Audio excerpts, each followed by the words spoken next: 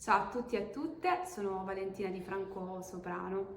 La mia passione per la musica classica nasce da piccolissima, quando iniziai ad ascoltare mia mamma suonare il pianoforte e cantare. Infatti già all'età di 6 anni io cantavo la Ninna Nanna di Brahms. Ho studiato al Conservatorio di Palermo, al Conservatorio Alessandro Scarlatti, già Vincenzo Bellini, dove mi sono laureata in canto lirico e poi successivamente mi sono specializzata in direzione di coro.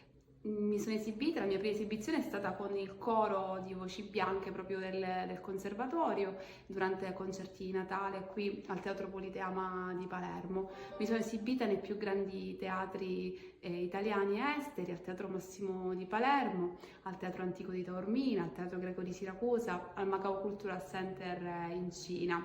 Il mio brano preferito è Nuovo Cinema Paradiso del maestro Ennio Morricone. Ve ne canto un pezzetto. Se tu fossi nei miei occhi per un giorno. Allora, mi descrivo in 3 aggettivi. Sono una persona leale, dolce e un po' esuberante.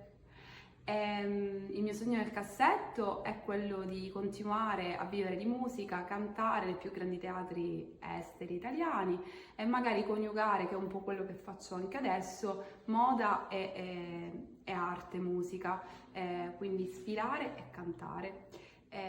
Quindi progetti del 2025, un nuovo progetto col mio trio EOS, pianoforte, soprano e clarinetto. Faremo vari concerti qui in Sicilia e quindi spero di portare a termine questi impegni e che sia un 2025 molto fiorente e ricco di musica. Ciao a tutti amici di Sicilia in Aria!